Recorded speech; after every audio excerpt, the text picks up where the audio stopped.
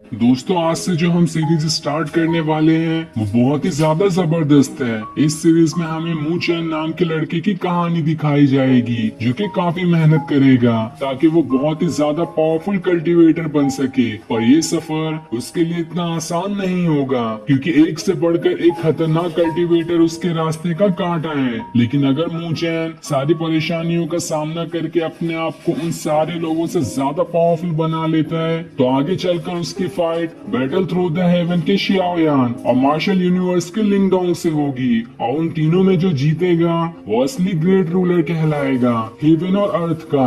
और यही इस सीरीज का रियल नेम भी है। लेकिन ये फाइट इतनी जल्दी नहीं होगी, इसे काफी टाइम लगेगा क्योंकि मू चैन अभी उतना ज्यादा पावरफुल नहीं है। उसे पहले पावरफुल बनना पड़ेगा और यही कहानी हमें इस सीरीज में दिखाई जाएगी। लेकिन इसकी एक और एंडिंग भी बन सकती है जिसमें ये तीनों ही मिलकर डीमन से फाइट करेंगे और एक साथ ग्रेट रूलर बनेंगे। पर ये तो हमें आगे चलकर ही पता चलेगा कि कौन सी एंडिंग कंपनी ने इस सीरीज के लिए बनाई है। साथ ही इस सीरीज के कुछ कैरेक्टर्स आपको बैटल थ्रू द हेवन से मिलते हुए दिखाई देंगे क्योंकि दोनों को बनाने वाली सेम कंपनी ही है। तो चलिए इस खतरनाक लड़ाई और कल्टीवेशन से भरी सीरीज को शुरू करते हैं। एपिसोड 1 की स्टार्ट में हमें स्पिरिचुअल लैंड को दिखाया जाता है जहाँ पर हम मूजियान को देख पाते हैं और उसने कई सारे लोगों को वहाँ पर मार दिया था। तभी आसमान में मिरर ऑफ जजमेंट अपीयर होता है और वो मू चैन से कहता है, तुमने यहाँ पर कई सारे मासूम लोगों की जान ली है, इसकी सजा तुम्हें जरूर मिलेगी। और सजा के हिसाब से तुम्हें स्पिरिचुअल लैंड से निकाल दिया जाता है।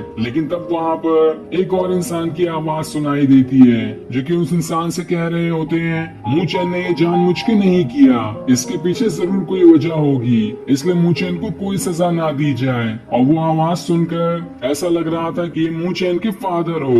लेकिन तब भी मिरर ऑफ जजमेंट उनकी बातों को नहीं मानता और मू चैन को सजा दी जाती है कि उसे स्पिरिचुअल लैंड से निकाल दिया जाएगा। और फिर अगले ही पल उसे वहाँ से निकाल भी दिया जाता है जहाँ अब मू चैन स्पिरिचुअल लैंड से हटकर ह्यूमन वर्ल्ड में आ जाएगा। लेकिन जब मू चैन स्पिरिचुअल लैंड से जा रहा होता है तभी वहाँ पर भागते हुए उसकी दोस्त आती है जिसका नाम लियो ली होता है। वो उसे रोकने की कोशिश करती है लेकिन इसका कोई भी फायदा नहीं होता और वो मिरर ऑफ जजमेंट मू चैन को वहाँ से रियल वर्ल्ड में भेज देता है। अब हम कुछ दिनों बाद का सीन देखते हैं जहाँ मू चैन जंगल में बैठा होता है और वहाँ वो अपने डैगर को देख रहा था जिसे देखते हुए उसे लियो ली की याद आने लगती है जिसमें वो कहती है कि मैं तुम्हारा हमेशा इंतजार करूंगी फाइव ग्रेट अकेडमी में। जिस पर मू चैन कहता है, तुम मेरा इंतजार करना, मैं जरूर तुम्हारे पास वापस आऊंगा। तभी उसके पास एक उड़ते हुए स्वॉर्ड आती है जो उसे लगने ही वाली थी लेकिन वो स्वॉर्ड से बच जाता है और उस स्वॉर्ड को पकड़कर उसे तोड़ने की कोशिश करता है। लेकिन जैसे ही वो उसे तोड़ता इससे पहले वहाँ पर एक लड़की आ जाती है जो कि मू चैन की दोस्त होती है और उसका नाम क्विंग होता है। वो मू चैन से कहती है, अरे मेरी स्वॉर्ड मत तोड़ देना, मैं तो बस यहाँ पे तुम्हारा टेस्ट ले रही थी कि तुम्हारी पावर्स कितनी बड़ी है। पहले तो तुम सेंसेशन लेवल पे थे लेकिन अभी तुम्हारे फाइट करने का तरीका देखकर मुझे समझ में आया है स्पिरिचुअल मूवमेंट लेवल पर पहुंच चुके हो।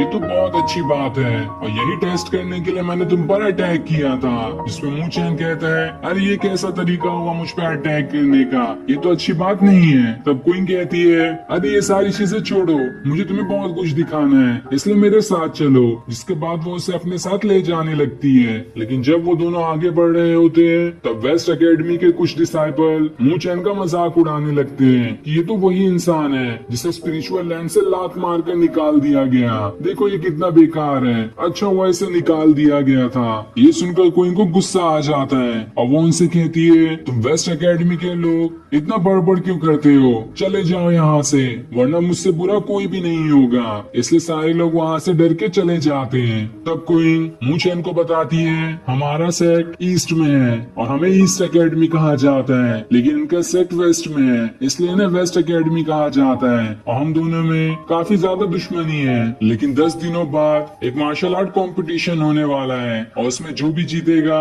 उसे आगे कल्टीवेशन करने के लिए बहुत सारे रिसोर्सेज दिए जाएंगे और उसे यहाँ तक कि ये भी मौका मिल सकता है कि वो फाइव ग्रेट अकेडमी में भी शामिल हो सकता है। ये सुनकर मू चैन खुश हो जाता है क्योंकि लियो ली ने भी उससे कहा था कि मैं तुम्हारा इंतजार फाइव ग्रेट अकेडमी में करूंगी। दूसरी तरफ हम कुछ मास्टर को देखते हैं जिसमें क्वीन के सेक्ट के मास्टर भी होते हैं जिसमें ईस्ट और वेस्ट दोनों एकेडमी के मास्टर मौजूद होते हैं। तब हेड मास्टर उनसे कहते हैं अपने डिसाइपल्स को तैयार रखो क्योंकि 10 दिन बाद ही यहाँ पर कंपटीशन होने वाला है, जो कि कंपटीशन से बढ़कर एक बहुत ही बढ़िया ट्रेनिंग है और उसमें जीतने वाले को काफी अच्छे इनाम दिए जाएंगे और उनके सेक्ट का भी नाम रोशन होगा। इसलिए अपने डिसाइपल से कह दो कि वो अपनी प्रैक्टिस को और ज्यादा हार्ड बना ले। दूसरी तरफ हम यांग नाम के आदमी को देखते हैं जो कि वेस्ट एकेडमी का सबसे ज्यादा पावरफुल डिसाइपल है। तब उसे सामने से क्वीन मूचेन के साथ दिखाई देती है। ये देखकर यांग अपने भाई को बुला लेता है जिसका नाम मुबाई होता है और वो उससे कहता है देखो ये मूचेन दोबारा यहाँ पर वापस आ गया,